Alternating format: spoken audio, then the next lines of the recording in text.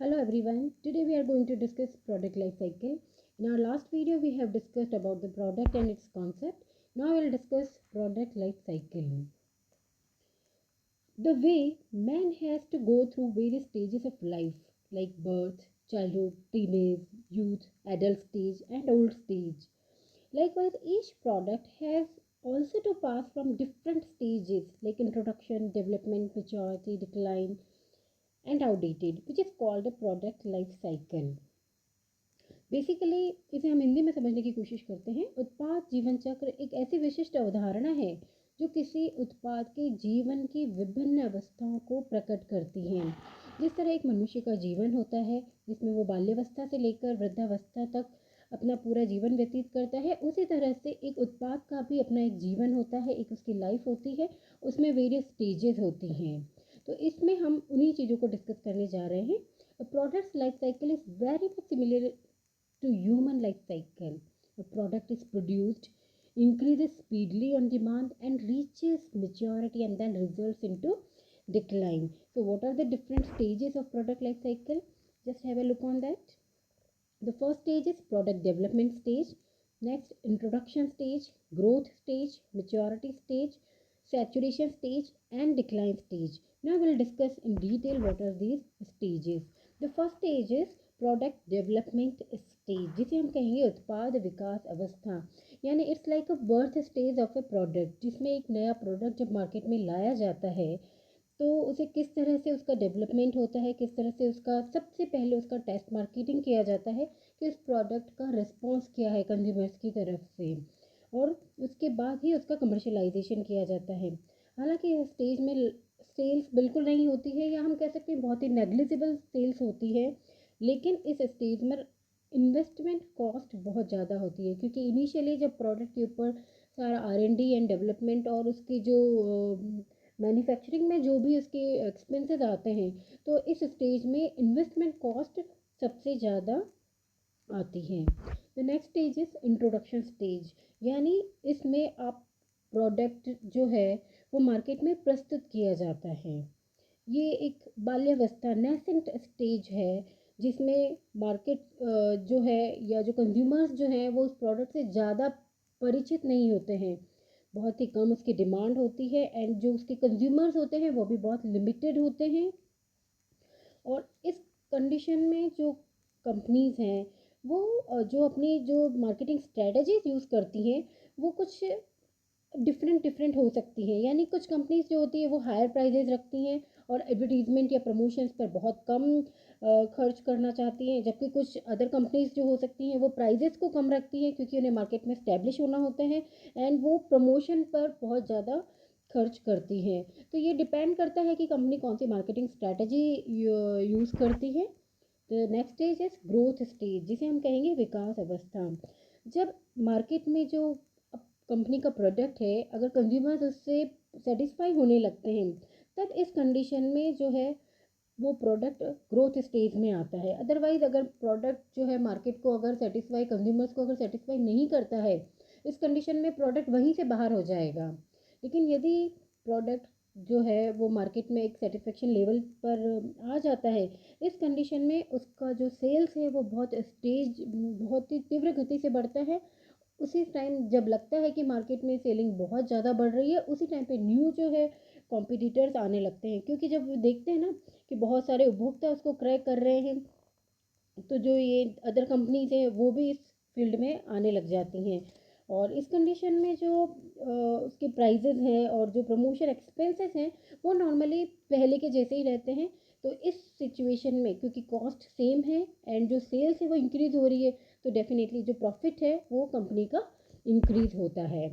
The next stage is maturity stage, यानी परिपक्वता स्थिति। इस कंडीशन में जो ग्रोथ रेट है कंपनी की वो थोड़ी कम होने लगती है, यानी सेल्स भी बढ़ रही है, प्रॉफिट्स भी बढ़ रहे हैं, लेकिन उनकी जो रेट है द रेट जिस रेट पर जो इंक्रीमेंट हो रहा है वो रेट उसकी कम होने लगती है और मार्केट में बहुत ज़्यादा कॉम्पिटिटर्स आ जाते हैं और इस कंडीशन के कारण जो कंपनी है उसके प्रॉफिट्स कम होने लगते हैं। इस कंडीशन में कंपनी क्या कर सकती है, वो जो अपने प्रमोशनल जो एक्टिविटीज़ जो कंपनी यूज़ करती है उसको उनको इंक्रीज़ करना होता है, चाहे वो एडवर्टीज़मेंट पर हो या पर्सनल सेलिंग के थ्रू हो, लेकिन इन चीज़ों को उसको बढ़ाना होता है। और इसके साथ साथ कंपनीज कई बार एक नई स्ट्रेटजी भी यूज़ कर लेती है कि जो प्रोडक्ट है उसको लाइन अप या लाइन डाउन भी कर सकती है। हम डिटेल में आगे पढ़ेंगे what is line up and line down. और इस कंडीशन में जो प्रोडक्ट्स हैं या जो अदर प्रोड्यूसर्स हैं यानी कॉम्पिटिटर्स हैं वो भी बहुत ज़्यादा बढ़ने लगते हैं। और फाइनली ऐसा होने लगता है कि धीरे धीरे जो है वो प्राइजेस में कमी आने लगती है। और इस सिचुएशन में कोई कंपनी कैसे बनी रह सकती है, इसके लिए उन्हें रिसर्च एंड डेवलपमेंट पर बहुत ज़्यादा एक्सपेंस करना पड़ता है। तो कुल मिला के इस कंडीशन में क्या हो जाता है, मेच्योरिटी स्टेज में जो प्रॉफिट्स हैं उनकी रेट जो है, रेट ऑफ इंक्रीमेंट वो कम हो जाती है, या हम कह सकते हैं कि प्रॉफिट जो है वो कम होते रहते हैं। और ऐसी कंडीशन में जो कमज़ोर जो प्रोड्यूसर्स हैं या कमज़ोर जो कंपनीज हैं वो इसी कंडीशन में मार्केट से बाहर हो जाती हैं, और जो स्ट्रॉन्ग कंपनीज हैं वो अपने आप को इस कंडीशन में भी टिकाए रख सकती हैं। नेक्स्ट है सैचुरेशन स्टेज यानी संतृप्ति अवस्था। जैसे जैसे और जो कंपनीज हैं मार्केट इसी कंडीशन में और आगे बढ़ने लगता है, इस कंडीशन में कंपटीशन और तेज़ होने लगता है, मार्केट में बहुत सारे ब्रांड्स अवेलेबल होने लग जाते हैं। तो इस सिचुएशन में कंपनी के जो सेल्स हैं वो धीरे धीरे कम होने लगती हैं, यानी कि इस लेवल पर एक स्टैग्नेंट पोजीशन आने के बाद धीरे धीरे उनमें कमी आने लगती है। और इसका कुछ जो स्ट्रैटेजी है इस सिचुएशन में, वो या तो जो आपका प्रोडक्ट है उसके न्यू यूजेस लगाए जा सकते हैं, न्यू यूजेस कंज्यूमर्स को बताए जा सकते हैं, या जो फैशन है उसमें कुछ चेंजेस करके जो ये प्रोड्यूसर्स हैं वो उस अपने प्रोडक्ट को टिकाने का प्रयास कर सकते हैं। ठीक है, next this is the last stage जिसे हम कहेंगे डिक्लाइन स्टेज। इसे हम कह सकते हैं कि जो उत्पाद का जो ये चमकता हुआ सूर्य था वो अब डूबने की ओर अग्रसर है। यानी मार्केट में अब धीरे धीरे धीरे क्या होने लगता है, उपभोक्ता जो कंज्यूमर्स हैं उनकी रुचि में परिवर्तन होने लगता है, टेक्नोलॉजी में परिवर्तन होने लगता है, और कंपटीशन बहुत ज़्यादा बढ़ने लगता है। तो धीरे धीरे सेल्स और जो प्रॉफिट्स हैं उन सब में बहुत ही ज़्यादा डिक्रीज होने लगते हैं, और फाइनली जो है फर्म्स हानि को फेस करने लगती हैं। अब इस सिचुएशन में क्या होता है, कुछ कंपनियां जो होती हैं जो अगर टिकी रह सकती हैं तो वो अपने प्रोडक्ट की जो संख्या है उसको घटा लेगी, या जो सेल्स है उसको घटा के अपना फोकस किसी और चीज़ पर कर लेगी। और कुछ कंपनीज ऐसी भी हो सकती हैं जिन्हें फाइनली अपना जो ये प्रोडक्ट है इसको मार्केट से हटाना ही पड़ता है, इसे कहते हैं उत्पाद को त्यागने का निर्णय लेना पड़ता है।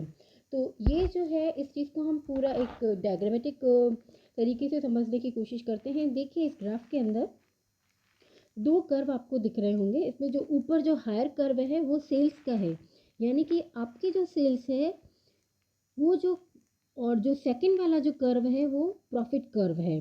और नीचे देखिए जो हमारा एक्स एक्सिस है उस पर हमने इसमें जो स्टेजेस हैं वो सारी लिखी हुई है, जिसमें सबसे पहली स्टेज है उत्पाद विकास अवस्था।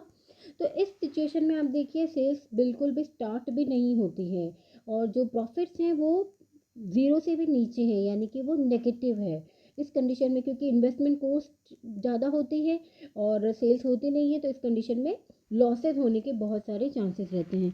और धीरे धीरे आप देखिए इसमें सेल्स कर्व को कि जो सेकंड स्टेज से चालू होकर ऊपर बढ़ता है, सेल्स मेच्योरिटी लेवल पर और संतृप्ति अवस्था पर सेल्स पीक पर पहुंच जाती है, और फाइनली उसमें डिक्रीज होना स्टार्ट हो जाता है। और इसी तरीके से जो प्रॉफिट कर्व है वो भी एक बार नीचे से डाउनफॉल होता है, फिर वो परिपक्वता अवस्था और संतृप्ति अवस्था में इस तरह से पीक पर जाकर और फिर फाइनली वो डाउनग्रेड होने लगता है। तो ये एक जो लाइफ साइकिल है इसे कहते हैं, कोई भी जो प्रोडक्ट है वो किस तरह से उत्पाद विकास अवस्था से प्रारंभ होकर और पतन की ओर जाता है। तो हम इसे फाइनली कंक्लूसिव वे में इस तरह से समझ सकते हैं कि जिस तरह से एक मनुष्य का जीवन होता है बाल्यावस्था से लेकर अंतिम वृद्धावस्था तक, उसी तरह से एक प्रोडक्ट का भी जो है एक लाइफ होता है जो उसकी बर्थ स्टेज से लेकर और डिक्लाइन स्टेज तक चलता है। तो आज का ये सेशन हमारा यहीं एंड होता है। Thank you.